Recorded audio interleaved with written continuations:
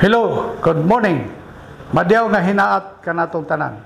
A special shout out to the DILG Caraga Assistant Regional Director Donald A. Sironay and to the DILG City Director Charissa T. Huerta. Sila ang mga pinasidunggan nga mga mamumulong sa launching sa kalinisan sa bagong Pilipinas program.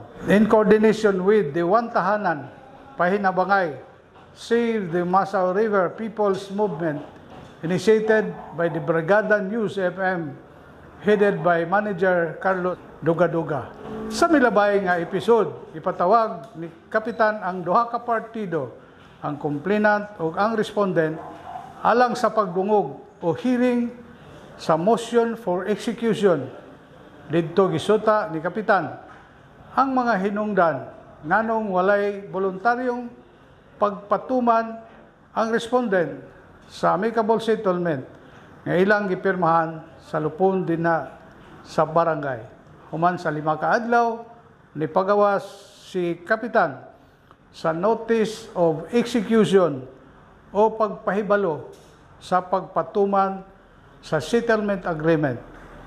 Question number 1. Unsay buhaton ni Kapitan aron mapugos gayud ang respondent sa pagbayad sa iyang obligasyon ngadto sa complainant?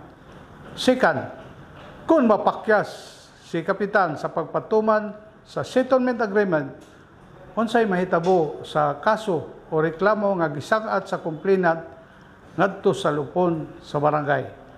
Kini nga mga pangutana ang atong hatagan sa pagtagad ning atong short video presentation.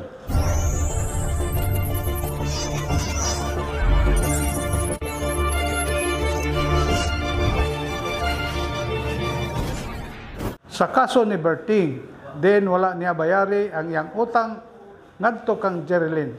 Kung kini nasulod pa sa 9 ka bulan gikan sa pitsa sa pagpirma sa amicable settlement, si Kapitan adunay authority o gahom sa pagpatuman sa settlement agreement pinasubay sa provision sa Section 417 of RA 7160 on Local Government Code of 1991, which states that the amicable settlement or arbitration award may be enforced by the lupon within 6 months from the date of the settlement.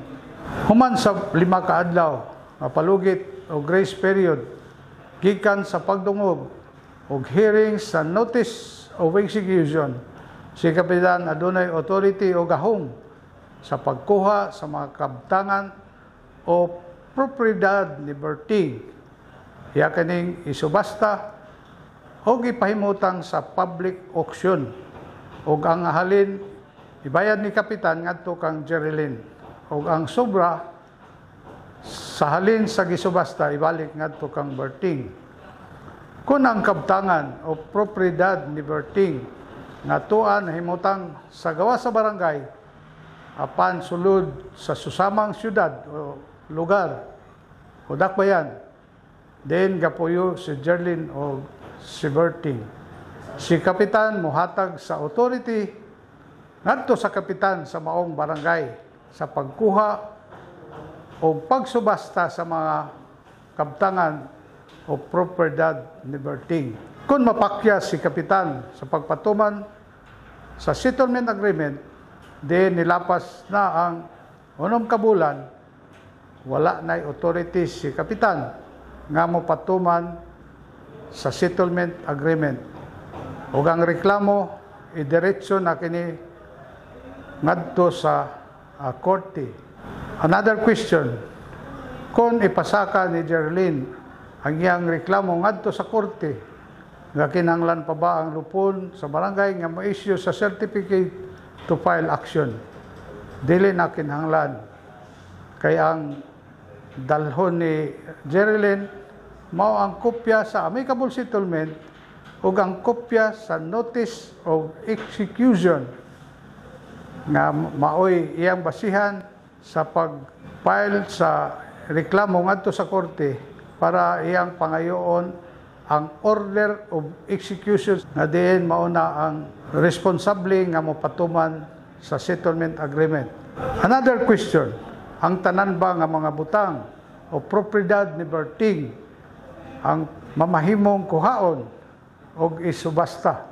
Atangi ang sunod nga episode kaya atong hisgutan unsa ang mga butang o mga propriedad nga mamahimong kuhaon o isubasta base sa revised katarungan pambarangay law. Kung kamo nakauyon sa atong short video presentation, kindly click the notification bell, share and subscribe sa atong YouTube channel aron updated kamo sa sunod nato nga mga video presentation sa atong gitawag nga knowledge learning in katarungan pambarangay. Again, kani si Kapitan Bert Enriquez, mayngon, daghang salamat and God bless us all.